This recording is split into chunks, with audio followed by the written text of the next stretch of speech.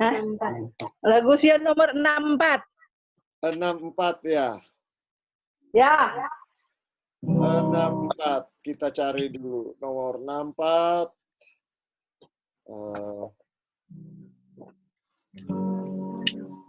Bapa kekal yang 64 tiada lain pelindung seperti Yesus. Ah, betul pendeta. Oke, silakan. Oh, kita yang nyanyi. Ya. Oh ya udah.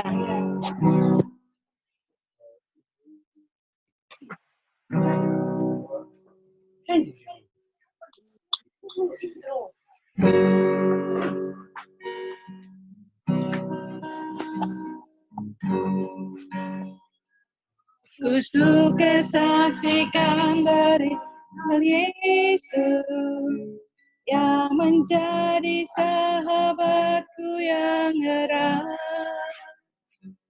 perubahan diriku yang seutuhnya hanyalah oleh kasih juru selamat. Tiada lain pelindung seperti Yesus, tiada lain sahabat seperti Dia, tiada lain penebus yang menghapus dosa. Aku dipeliharanya. Yesus menemukan aku dalam dosa. Hatiku berbau kesal dan suka, tapi ku diangkat oleh tangan Yesus dan dipimpinnya di jalan yang benar. Tiada lain pelindung seperti Yesus, tiada lain sahabat seperti Dia, tiada lain penebus yang menghapus dosa. Aku dipeliharanya. Tiap hari Tuhan beri janji yang baru, bertambah aku insaf kasih-Nya. Tapi takkan ku mengerti tentang itu hingga aku lihat Yesus di surga. Tiada lain pelindung seperti Yesus, tiada lain sahabat seperti Dia, tiada lain penebus yang menghapus dosa. Aku dipeliharanya.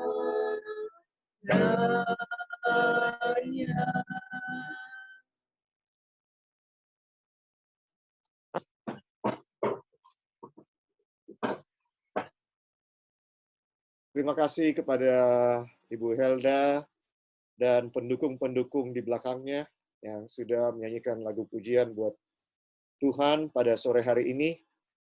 Saudara-saudara, mari kita mulai acara buka Sabat pada sore hari ini. Kita mengundang Ibu Sihombing, Ibu Neti Sihombing untuk melayangkan doa buka.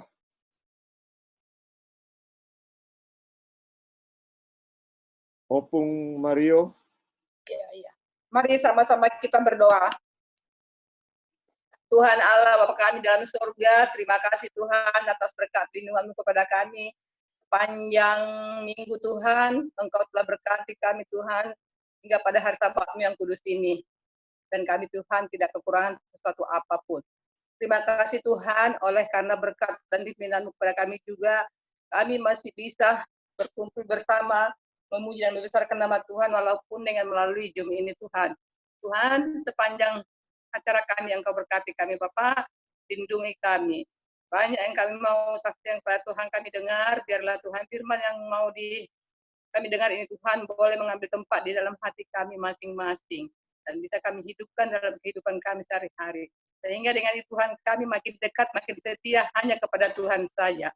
Berkati kami ya Tuhan, ini adalah persembahan kami. Di dalam nama anak Yesus kami berdoa dan mengucap syukur. Amin. Amin. Terima kasih.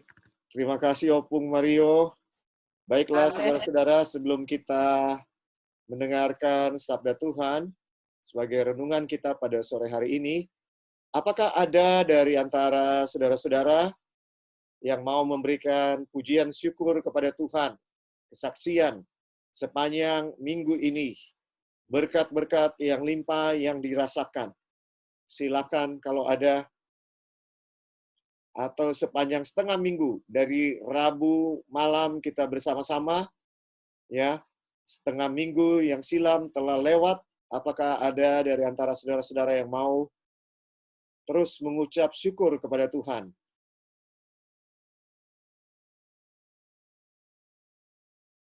Saya pendeta. Ya, Ibu Lili dipersilakan. Saya mau nyanyi pujian nomor 260. 260 berapa, Bu? Iya, 260 pendeta. Oh, 260. Oke. 260. Bawa persembahanmu. Silakan Ibu Lili. Bawa persembahanmu dengan kesukaan, nyatakanlah kasih-Mu dengan perbuatan. Tuhan tidak memandang berapa engkau bawa, segala persembahan senangkan hatinya. Bawa persembahanmu pada Juru Selamat, serahkanlah hatimu dan terimalah berkat. Meski sedikit saja yang engkau berikan, Tuhan dapat pandang harta, Ia tak tolakkan. Tuhan tidak memandang, ingat perempuan janda dan persembahannya. Meski sedikit saja, Tuhan tetap terima. Bawa persembahanmu pada Juru Selamat, serahkanlah hatimu dan terimalah berkat. Terima kasih Ibu Lili. Ada saudara-saudara yang lain mau bersyukur kepada Tuhan, dipersilakan. Kalau ada yang mau secara khusus bersyukur kepada Tuhan? Saya pendeta. Oke, Ibu Claudia, dipersilakan.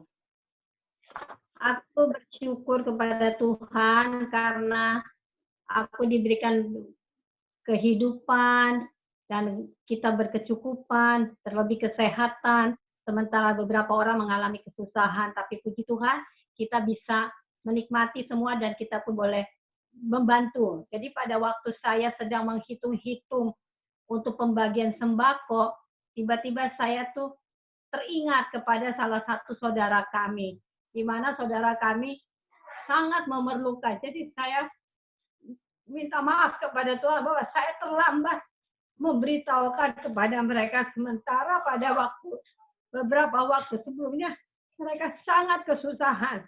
Jadi saya berdoa, Tuhan terima kasih, saya diingatkan. Pada waktu yang tepat Tuhan ingatkan saya. Akhirnya kami mengontak kepada saudara saya tersebut dan dia bercerita sambil dia menangis banyak. Saya bilang, Tuhan terima kasih berikan kepada saya akal budi. Saya harus bisa bantu mereka. Karena istrinya ini harus cuci darah seminggu 2 kali. Dan suaminya juga kental darahnya. Jadi harus beli obat pengencer darah. Sementara mereka adalah ojol. Jadi karena wabah ini sehingga mereka tidak bisa mendapatkan uang. Jadi memang biasanya kami berkomunikasi, cuma beberapa saat ini karena konsentrasi ke kita sendiri sampai akhirnya terlupakan. Tapi terima kasih Tuhan ingatkan pada waktunya. Jadi pada waktu saya telepon, saya mendapat kabar dari dia, dan dia perlu ini dan itu, puji Tuhan kami bisa membantu. Dan akhirnya pun saya mengkontak semua saudara-saudara kami untuk memberikan bantuan juga kepada mereka. Dan terima kasih setelah didapatkan bantuan, saya bilang sama mereka, tolong kamu lihat di ATM-mu, pakai ATM kamu lihat tolong. ATM yang satu sudah nggak ada, Tante. Udah, yang apa yang ada sama kamu kasih saya. Akhirnya puji Tuhan, dia dapat bantuan dan dia bisa HD-nya jalan terus. Dan yang pasti adalah dengan bantuan itu dia harus beli vitamin, di mana vitamin itu sangat perlu diminum pada waktu setelah HD. Jadi dia sampaikan kepada saya dengan menangis. Saya bilang, sudah jangan menangis. Kita sama-sama. Saya terus terang, saya juga lupa, kamu maafkan saya. Yang biasanya kita selalu membantu, sharing dengan saudara-saudara, membantu dia. Cuma saat ini kami kok jadi lupa dengan dia. Akhirnya setelah ada bantuan itu, dia telepon lagi, Tante, saya sudah bisa beli obatnya. Lalu bagaimana dengan suamimu? Kita juga bisa beli obatnya. Karena kalau dia nggak minum obat itu akan sulit dan dia harus donor. Sementara orang yang kena HD kan nggak boleh donor darah. Jadi akhirnya dengan bantuan itu dia boleh membeli obat vitamin untuk darahnya dan juga vitamin untuk pengencer darah dari suaminya. Dan kemarin saya berbicara lagi dan saya mendapat lagi sumbangan. Saya bilang, saya kasih nomor rekeningnya, tolong langsung aja sumbang kepada dia dan kita berdoa. Jadi sebelum itu pun kita berdoa bersama-sama sama dia. Lalu saya bilang, kamu harus berterima kasih kepada Tuhan, jangan kepada saya, tapi kepada Tuhan, karena semua kemurahan Tuhan saja yang boleh jadi ini sampai kita bisa membantu kamu.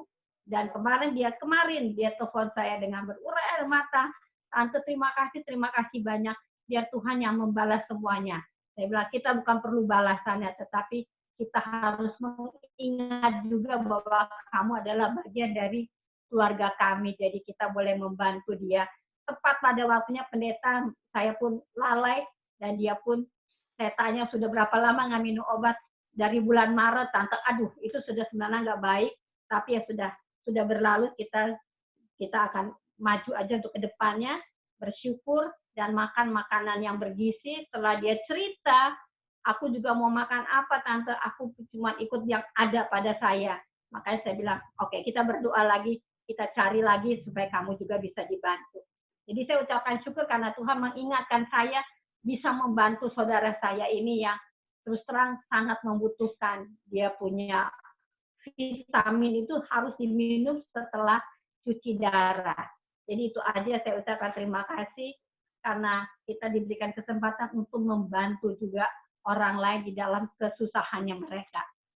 Terima kasih, Pendeta. Terima kasih kesaksiannya Ibu Claudia. Ya, apa Ibu mau nyanyi? Ya, 89 pendeta. Oke, 89. Apa ya Tuhan kasih setiamu?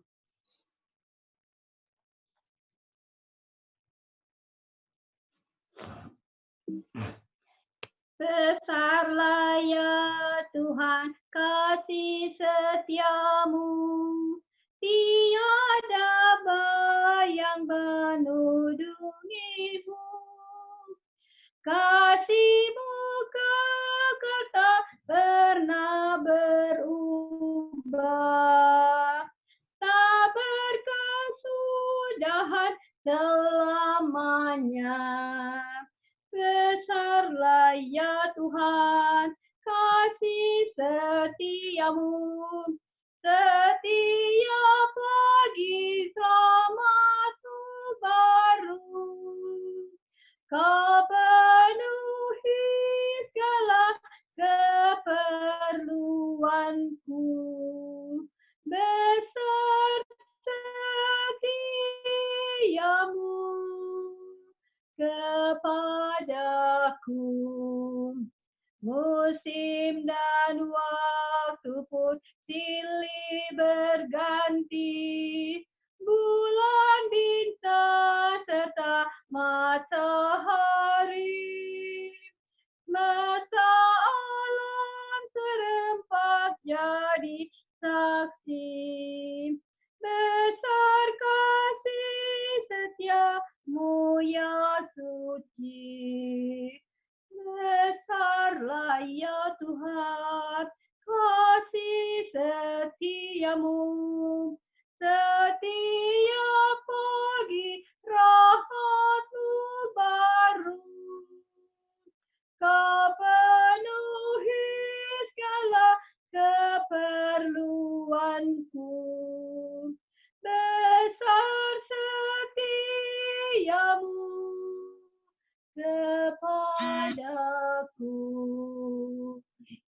Pengampunan dan damai-Mu lestari, hadirat-Mu yang bimbing aku, kekuatan dan harapan Engkau beri, berlimpah berkat-Mu kepadaku. Besarlah ya Tuhan kasih setiamu, setiap pagi rahmat-Mu baru. Kau penuhi segala keperluanku, besar setiamu kepadaku. Amin. Amin. Terima kasih Bu Claudia. Baiklah saudara-saudara, ya, mari kita membuka firman Tuhan. Saya rindu untuk membagikan kepada kita semua apa yang terdapat di dalam buku Rut. Ya, kita tahu cerita daripada buku Rut. Tapi mari kita sekarang ini buka Rut pasal 1. Kita baca bersama-sama. Kalau saudara punya Alkitab bersama dengan saudara, mari kita baca bersama-sama kitab Rut pasal 1. Pada zaman para hakim memerintah, ada kelaparan di tanah Israel. Lalu pergilah seorang dari Betlehem Yehuda beserta istrinya dan kedua anaknya laki-laki ke daerah Moab untuk menetap di sana sebagai orang asing.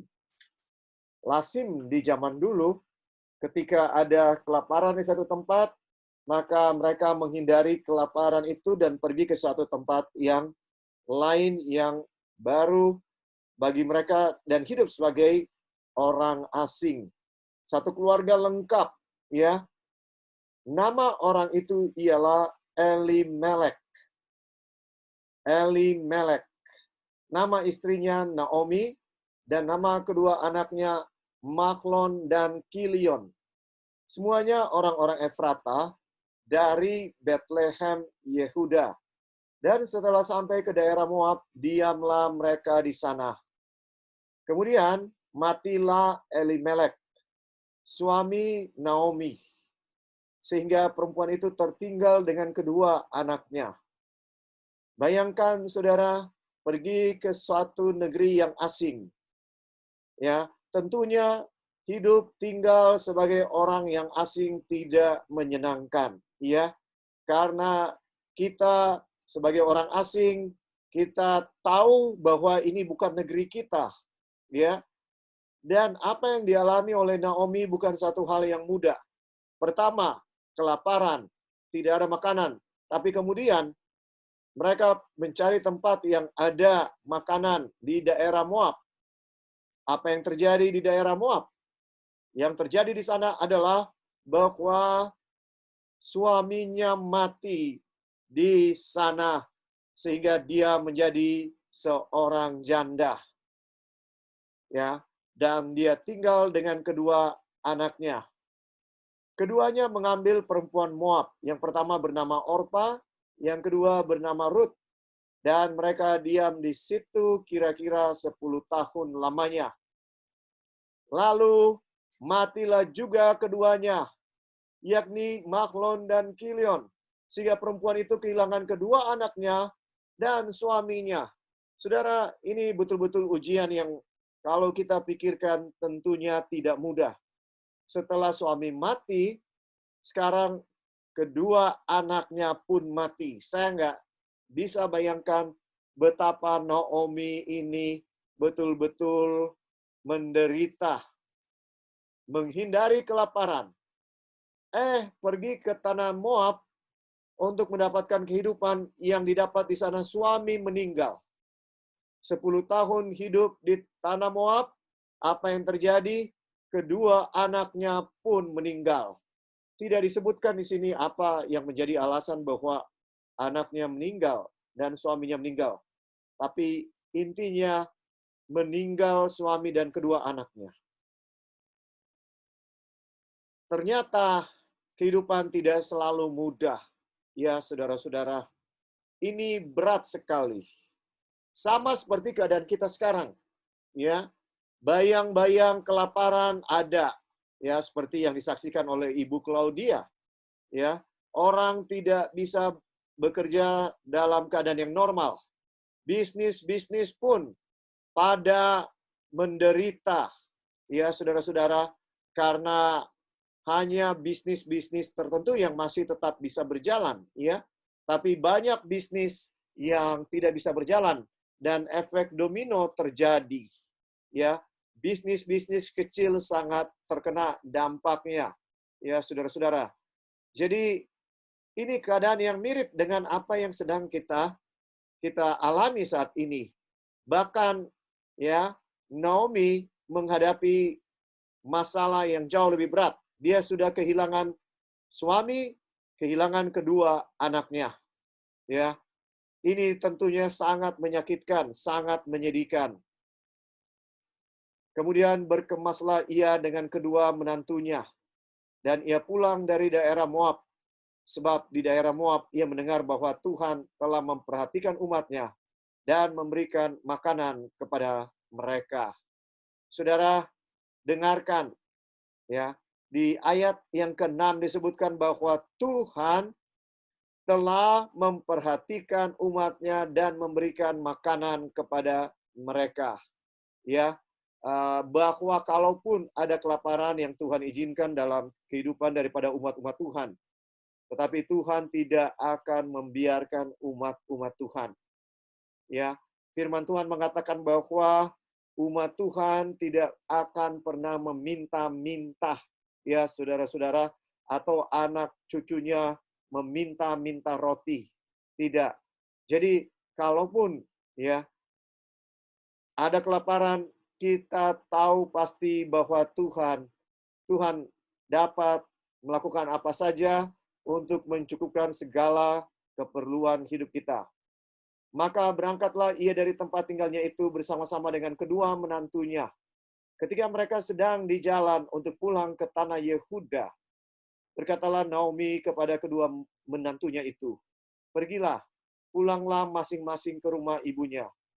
Tuhan kiranya menunjukkan kasihnya kepadamu seperti yang kamu tunjukkan kepada orang-orang yang telah mati itu dan kepadaku.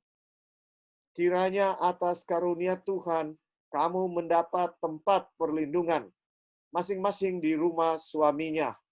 Lalu diciumnyalah mereka, tetapi mereka menangis dengan suara keras dan berkata kepadanya, "Tidak, kami ikut dengan engkau pulang kepada bangsamu. Kami ikut engkau pulang kepada bangsamu." Saudara dengarkan ya. Di sini kita bisa mempelajari bahwa Naomi ini betul-betul seorang yang luar biasa. Ya, bahwa Naomi bisa betul-betul mengambil hati daripada kedua menantunya. Ini bukan satu hal yang mudah, saudara. Sering sekali terjadi bahwa menantu dengan mertua tidak bisa akur. Ya, saudara-saudara, dalam kehidupan berumah tangga ini biasa terjadi. Namun yang terjadi di sini sangat luar biasa, karena Ruth maupun Orpa, dua menantunya, orang Moab, ketika Naomi putuskan untuk pulang, mereka memaksa untuk ikut Naomi untuk siap tinggal di satu negeri yang asing. Saudara, ini bukan satu hal yang mudah. Yang bisa saya pelajari dari Naomi dengan jelas bahwa Naomi ini seorang yang betul-betul penuh kasih sehingga dia sangat dikasihi. Ya, kasih melahirkan kasih. Kasih melahirkan kasih. Ya, saudara-saudara, apa yang membuat seseorang mengasihi orang yang lain? Oleh karena dia merasa dikasihi. Ya, kasih itu tidak bisa dibeli. Kasih tidak bisa dibayar. Kasih itu hanya bisa didapatkan ketika saya dan saudara merasakan kasih daripada orang lain. Ya, otomatis saya dan saudara waktu lahir dibesarkan mulai punya pengertian kita secara alamiah mengasihi orang tua kita. Mengapa? Mengapa kita secara alamiah mengasihi orang tua kita? Oleh karena kita tahu mereka mengasihi kita. Betul atau tidak, saudara-saudara? Bahwa secara alamiah, tentu saja ini secara umum, karena ada orang tua yang tidak mengasihi anak-anak mereka. Ya, tapi saudara-saudara, bahwa secara umum manusia, ya, secara umum orang tua mengasihi anak, sehingga anak pun mengasihi orang tua. Itulah yang terjadi, dan ini adalah rencana Tuhan, ya, yang diberikan kepada kita manusia, bahwa kita punya keluarga supaya kita bisa saling apa? Belajar untuk mengasihi, ya. Dengan keluarga secara alamiah kita punya orang tua, kita belajar untuk mengasihi, ya. Karena setelah manusia jatuh ke dalam dosa, saudara, kita ini biasanya secara alamiah mementingkan diri. Dan kasih itu sangat perlu. Itu sebabnya diberikan oleh Tuhan rumah tangga untuk bagi kita belajar untuk saling mengasihi. Dan dari rumah tangga ini, saudara-saudara, ya, dari rumah tangga ini itu membentuk gereja. Jadi kalau kita di dalam rumah tangga tidak akur, maka kita juga di gereja pasti akan jadi masalah dengan saudara-saudara yang lain. Semua itu dimulai daripada rumah tangga. Rumah tangga itu adalah gereja yang kecil.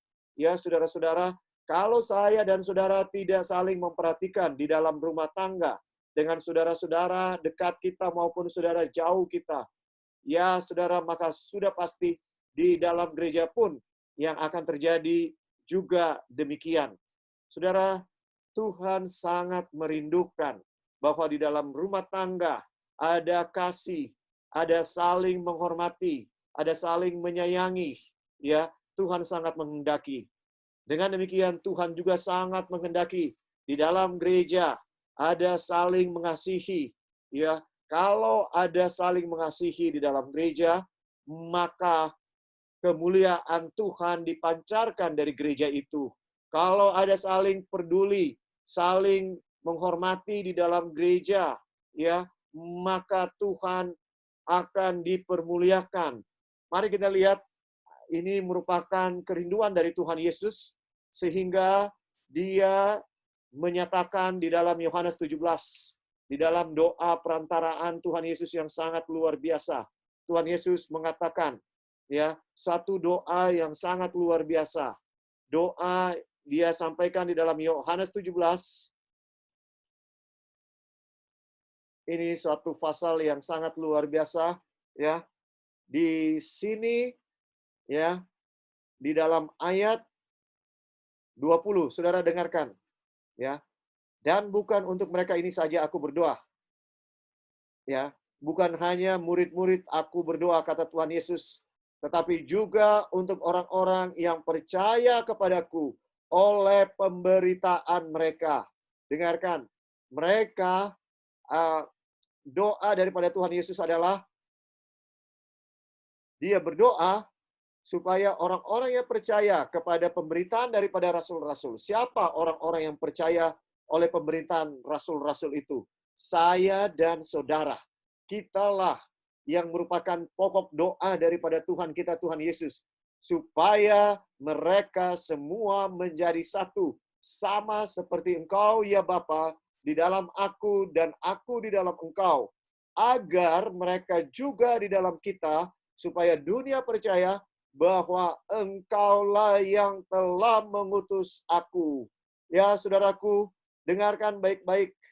Bagaimana supaya dunia bisa percaya bahwa Yesus itulah Mesias. Bagaimana caranya? Caranya adalah ketika umat-umat Tuhan saling apa? Saling mengasihi dan mereka jadi apa? Mereka menjadi satu. Saudara, bisakah kita menjadi satu kalau kita tidak saling mengasihi? Kalau kita tidak saling memperdulikan satu dengan yang lain? Tidak bisa. Hanya kalau kita bisa menjadi satu. Jadi kalau jemaat itu tidak bisa bersatu, ya saudara-saudara, tidak bisa saling mengasihi.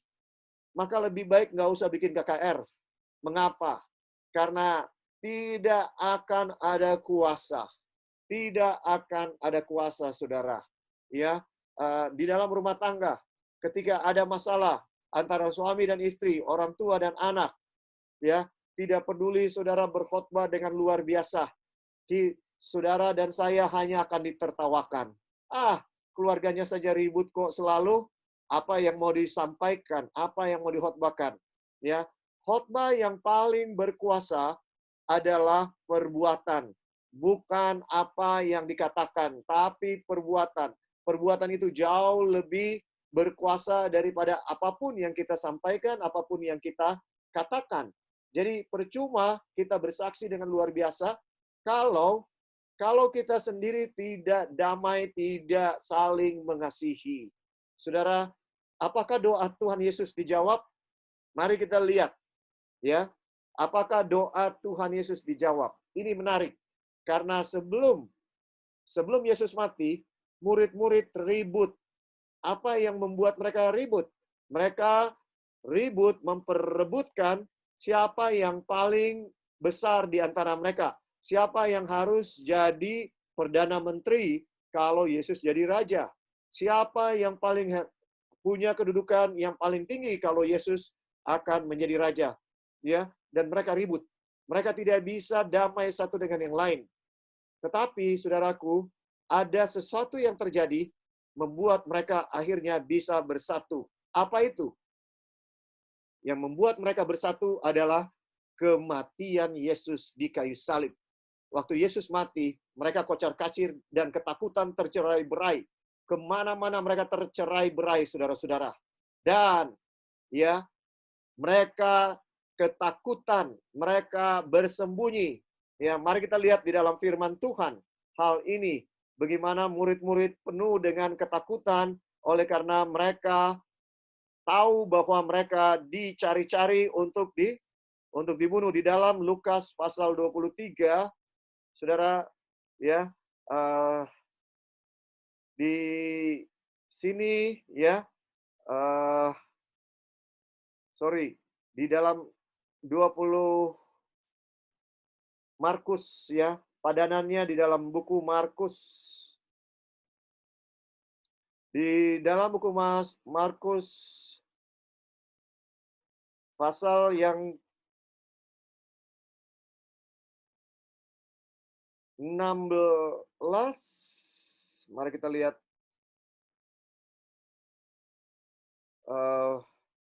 bagaimana murid-murid penuh dengan ketakutan, ya. Mereka betul-betul menyembunyikan diri, ya. Di sini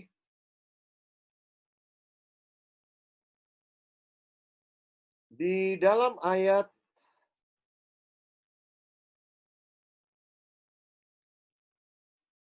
sesudah dia menampakkan diri kepada dua murid di dalam ayat 12, ya.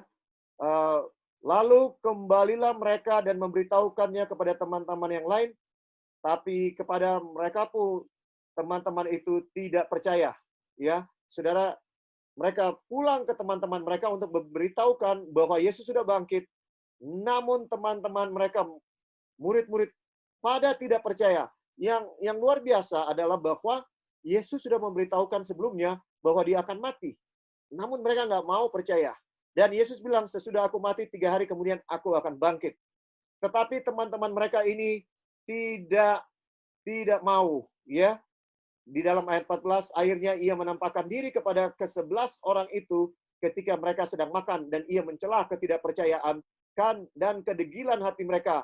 Oleh karena mereka tidak percaya kepada orang-orang yang telah melihat dia sesudah kebangkitannya. Saudara dengarkan ya, kenapa mereka ini ya mengunci diri, bisa dibilang ya bersembunyi sama seperti kita, karena mereka ketakutan diidentifikasi sebagai pengikut Yesus dan mereka ingin dibunuh. Dan karena mereka tidak percaya. Karena mereka tidak percaya. Saudara dengarkan ya, mereka saling memperebutkan posisi, bisa dibilang sebelumnya. Dan mereka tidak percaya. Teman-temannya yang sudah bertemu dengan Yesus bilang, Yesus sudah bangkit. Tapi mereka tetap tidak percaya. Betapa luar biasa ketidakpercayaan mereka, saudara-saudara. Dan ya, sesudah itu mereka sering ribut sebenarnya sebelumnya, ya. Tapi sekarang mari kita lihat ya, apakah doa Tuhan Yesus ini yang merupakan beban di dalam hatinya. Dia tahu bahwa murid-muridnya tidak bisa bersatu. Mereka selalu ribut satu dengan yang lain. Dan ini menjadi beban hatinya. Apa yang dia lakukan? Saudara-saudara, dia berdoa kepada Tuhan supaya mereka menjadi satu. Dan di dalam Kisah pasal 2, mari kita pergi kepada Kisah pasal 2, kita lihat apa yang terjadi ya di dalam buku Kisah. Firman Tuhan mengatakan ya, ketika tiba hari Pentakosta, semua orang percaya berkumpul di satu tempat. Nah, mereka semua orang percaya berkumpul di satu tempat. Ngapain? Bikin apa mereka berkumpul di satu tempat? Mari kita lihat. Di dalam ya, di dalam Lukas, kita kembali ke dalam buku Lukas untuk melihat apa yang mereka perbuat ya. Di dalam buku Lukas pasal 24,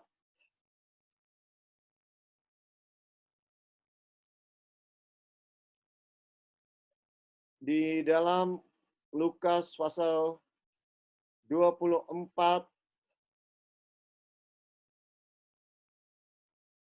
ayat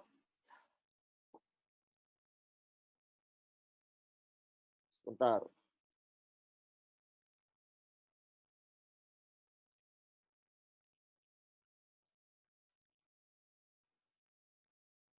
Maaf.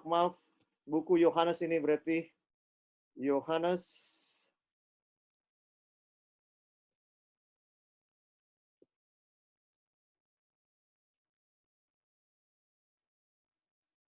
di dalam Yohanes 20 ayat 22.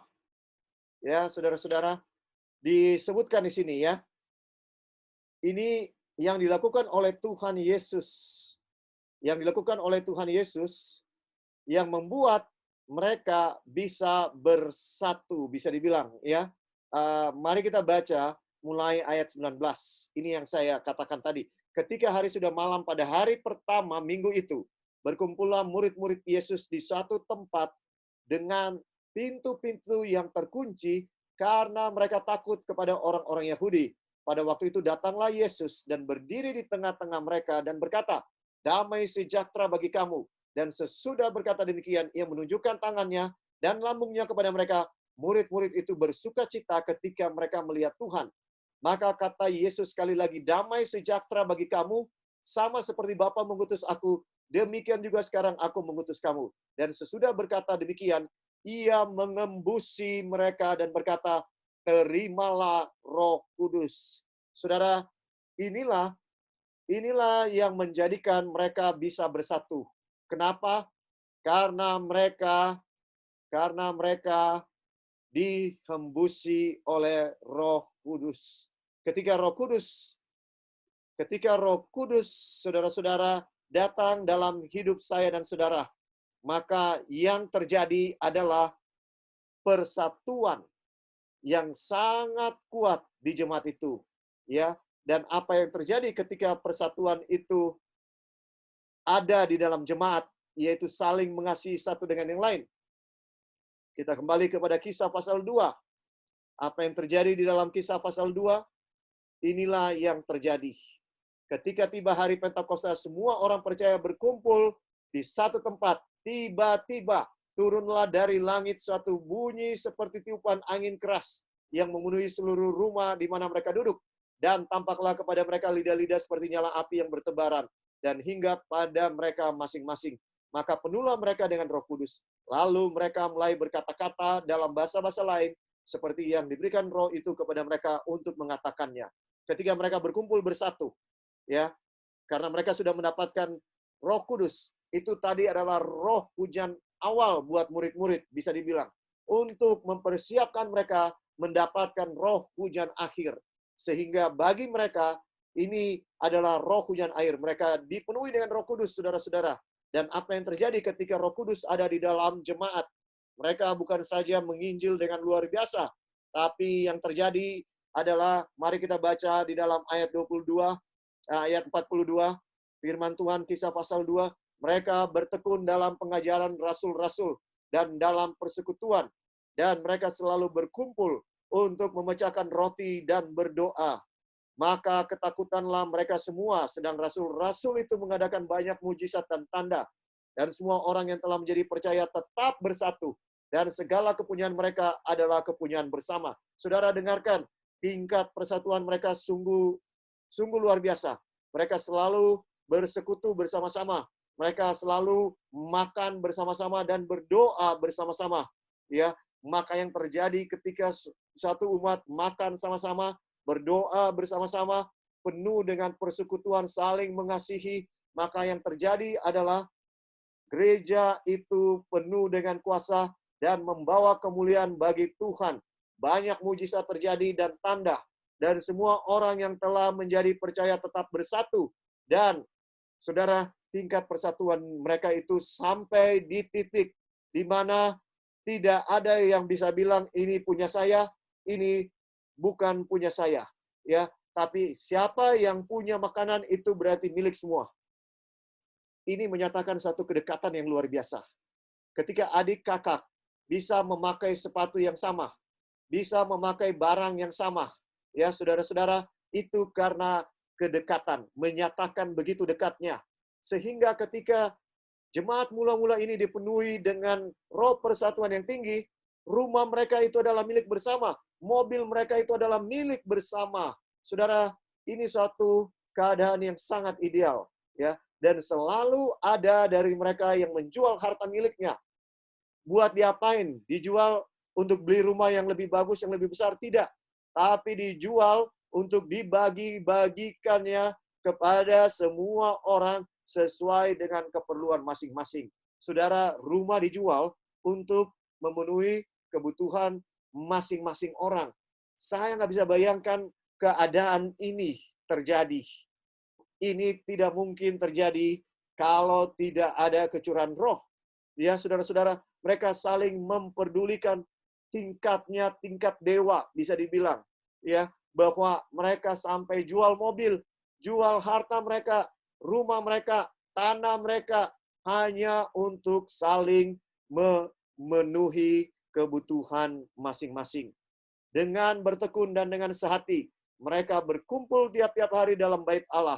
Mereka memecahkan roti di rumah masing-masing secara bergilir dan makan bersama-sama dengan gembira dan dengan tulus hati sambil memuji Allah, dan mereka disukai semua orang. Dan tiap-tiap hari Tuhan menambah jumlah mereka dengan orang yang diselamatkan. Saudaraku, ini jemaat yang sangat ideal. Kalau saja kita dipenuhi Roh Kudus, maka kita tidak akan mengkritik satu dengan yang lain.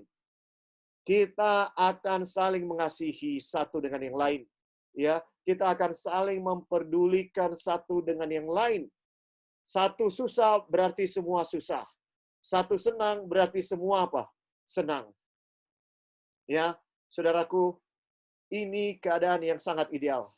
Saya berdoa dan berharap bahwa dengan keadaan yang terjadi sekarang ini, satu pengalaman salib buat saya dan saudara. Ya, pengalaman salib itu membuat murid-murid bersatu.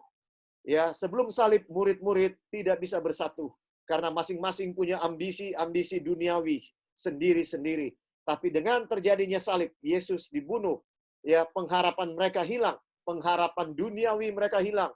Maka akhirnya mereka ya mengalami krisis yang luar biasa, kehilangan segala pengharapan mereka. Maka yang terjadi adalah mereka sekarang saling mengasihi. Saudara, pengalaman salib juga yang terjadi dalam hidup daripada Naomi. Pengalaman salib juga yang terjadi dalam kehidupan daripada Ayub. Pengalaman salib juga yang terjadi dalam kehidupan Abraham ketika dia harus mempersembahkan Ishak, anaknya yang tunggal. Saudara dengarkan, pengalaman salib juga yang dialami oleh Yunus, harus masuk ke dasar laut, saudara, ada di padang, ada di bawah perut ikan di dasar laut, saudara bisa bayangkan. Namun di sana dia bertobat. Saudara, ada sesuatu pengalaman salib yang harus saya dan saudara alami sebelum kita bisa bertobat sungguh-sungguh dan dipenuhi dengan Roh Kudus. Dan itu pengalaman bisa saja yang sedang saya dan saudara alami. Apa yang saya dan saudara alami belumlah yang paling berat. Saudara, belum yang paling berat. Ya, Naomi kehilangan suami, kehilangan kedua anaknya, ya, tinggal di negeri yang asing, menghindari kelaparan. Ini namanya keluar dari mulut buaya, ya, lolos dari mulut buaya, sekarang ada di mulut singa. Ya, saudara, saya dan saudara mungkin dalam keadaan seperti ini. Tapi saya mau bilang saudara-saudara bahwa pengalaman salib adalah berkat bagi banyak daripada pahlawan-pahlawan iman di dalam Alkitab. Jadi saudara, jangan kecewa, jangan berkecil hati, jangan mengeluh saudara. Jangan katakan apa yang ada di dalam hati kita kalau itu keluhan. Kenapa? Ketika saya dan saudara katakan, keluhan itu akan bergema karena kita dengarkan, ya. Tahan saudara. Salah satu alasan kenapa bangsa Israel tidak berhasil masuk ke tanah Kanaan, hanya Yosua dan Kaleb yang bisa masuk. Karena mereka selalu mengeluh dan mengeluh dan mengeluh dan tidak bersyukur kepada Tuhan. Kalau kita lebih banyak mengeluh, maka kita tidak akan merasakan berkat-berkat Tuhan, dan kita tidak akan bisa melewati masa yang susah ini. 144.000 dikatakan adalah orang-orang yang telah melewati kesusahan yang besar. Saudara, saya dan saudara ditakdirkan untuk menjadi pemenang, untuk menjadi orang-orang yang melewati kesusahan yang besar. Jangan menyerah saudara. Jangan mengeluh, jangan izinkan kita sedikit pun untuk ragu bahwa Tuhan itu baik, bahwa Tuhan itu Maha Pengasih dan Maha Penyayang. Jangan saudara, ini adalah taktik setan. Taktik setan untuk membuat kita mengeluh, untuk membuat kita mulai ragu. Ya, ini baru berapa bulan saudara? Diumumkan oleh Presiden sampai hari ini belum 2 bulan, ya. Belum 2 bulan. Diumumkan oleh Presiden sampai hari ini belum 2 bulan. Ya, apakah hanya dengan 2 bulan dalam kehidupan kita, kita sudah bisa mengambil kesimpulan bahwa Tuhan itu tidak peduli dengan kita? Apakah bisa seperti itu? Sementara Tuhan sudah jaga selama ini hidup kita. Kalau saudara sudah 50 tahun, sudah 50 tahun Tuhan jaga, dan saudara tidak pernah kelaparan, tidak pernah tidak punya makanan. Ya, masa dengan mudah hanya 2 bulan kita mengalami kesusahan, terus kita sudah ambil kesimpulan, Tuhan tidak peduli dengan kita. Jangan saudara, selama ini saudara sudah 50 tahun, 40 tahun, 30 tahun, 20 tahun, Tuhan pelihara saudara dan saya. Kenapa kita ragu? Kenapa kita tidak percaya kepada Tuhan? Jangan ragu saudara. Ya, itu yang saya mau sampaikan pada malam ini. Yakinlah bahwa Tuhan memelihara kita. Pada akhirnya akan ada happy ending. Semua kita suka film yang happy ending. Kita nggak suka yang sad ending. Iya kan? Saudara, saya yakin pada akhirnya COVID-19 akan berlalu dan kita akan bersukacita kepada Tuhan. Kita akan melihat ke belakang. Kita akan bilang, aduh, waktu itu saya hampir menyerah. Aduh, waktu itu saya hampir putus asa dan kehilangan iman. Tapi bersyukur kepada Tuhan, Tuhan memberikan kekuatan. Ya, kita akan bilang bahwa puji Tuhan, Tuhan sudah memimpin saya sampai saat ini. Ebenezer. Saudara, Tuhan itu Ebenezer. Tuhan sudah memimpin kita sampai saat ini. 2 bulan hampir sudah. Ya, kenapa kita ragu bahwa Tuhan akan pimpin kita terus? Jangan izinkan keraguan masuk ke dalam pikiran saya dan saudara. Jangan saudara, tidak ada untungnya. Sedikit pun tidak ada untungnya. Jadi pada malam ini saudara-saudara, mari kita yakin teguh bahwa doa Tuhan Yesus itu sangat luar biasa. Doanya dijawab oleh Bapanya karena kebenarannya. Ayat yang terakhir saya mau tinggalkan pada saat ini di dalam Ibrani 5 ayat 7. Ini ayat yang waktu doa subuh saya mau cari, saya nggak dapat. Ya, saudara dengarkan, ayat ini sangat luar biasa. Di dalam Ibrani 5 ayat 7. Ibrani 5 ayat 7. Firman Tuhan berkata, dalam hidupnya sebagai manusia, berbicara mengenai Yesus, ia telah mempersembahkan doa dan permohonan dengan ratap tangis dan keluhan kepada Dia yang sanggup menyelamatkannya dari maut. Dan karena kesalehannya, ia telah didengarkan. Saudara dengarkan ayat ini. Yesus mempersembahkan doa dengan permohonan dalam ratap tangis dan keluhan kepada Dia, ya, kepada Tuhan, kepada Bapanya. Dan karena kesalehannya, ia telah didengarkan. Saudara, dengarkan. Ya, kalau saudara dan saya ragu, maka kita tidak akan didengarkan oleh Tuhan. Ya, kalau kita bimbang, maka Tuhan tidak akan mendengarkan doa kita. Tapi Tuhan akan mendengarkan doa kita kalau kita sungguh-sungguh percaya kepada Tuhan, kita hidup sesuai kehendak Tuhan, maka doa kita akan didengarkan. Ya, kita mungkin belum berdoa sampai ratap tangis. Kita harus nangis, saudara, kepada Tuhan. Dengarkan ayat 6, dan sekalipun ia adalah anak, ia telah belajar menjadi taat dari apa yang telah dideritanya. Tuhan Yesus tidak mengeluh ketika ia menderita.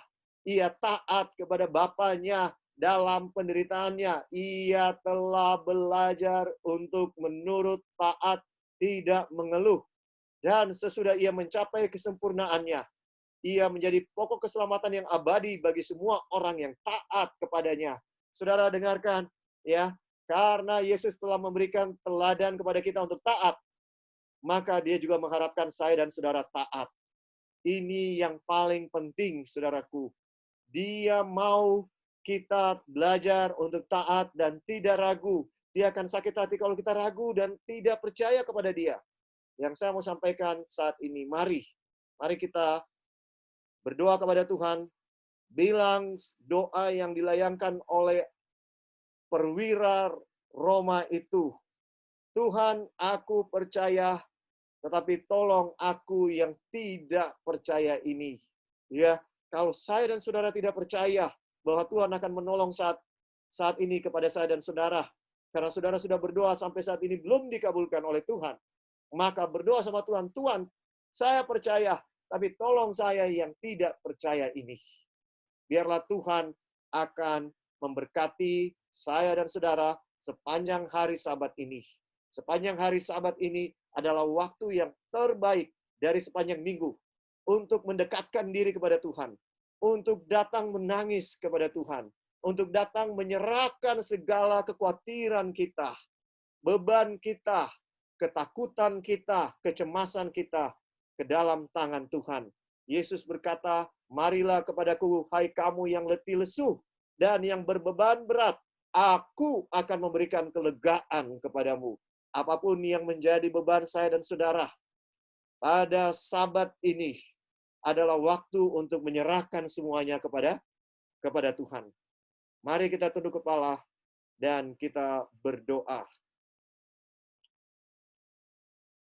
Ya Tuhan, kami bersyukur karena pada akhirnya kami boleh memasuki lagi satu Sabat. Kami bersyukur karena itu artinya kami semakin dekat kepada kedatangan-Mu satu Sabat lagi. Terima kasih bahwa kami sudah semakin dekat dengan kedatangan-Mu. Tuhan, kami memohon agar kasih karunia Tuhan menjadi bagian kami sepanjang hari Sabat yang suci ini. Kami semakin dekat dengan Engkau, kami semakin memahami kehendak-Mu, dan tolong kami Tuhan, apapun yang menjadi beban kami saat ini, Engkau yang tahu. Biarlah kami serahkan sepenuhnya ke dalam tangan-Mu, dan biarlah kelegaan, ketenangan, boleh menjadi bagian kami pada Sabat ini. Dalam nama Tuhan Yesus kami sudah berdoa. Amin. Selamat Sabat, saudara-saudara sekalian. Selamat Sabat, Angel. Angel Selamat Sabat. bersama dengan kita. Selamat Sabat, Angel. Iya, selamat Sabat semua.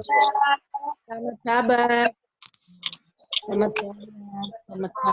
Sabat. Selamat Sabat. Selamat Sabat semua. Selamat Sabat, saudara-saudara sekalian. Sampai bertemu besok pagi. Sabat. Sabat. Ada sopan. Selamat Sabat. Selamat Sabat.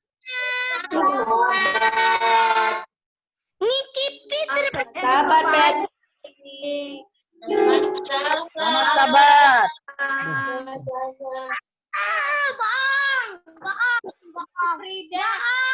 Ada.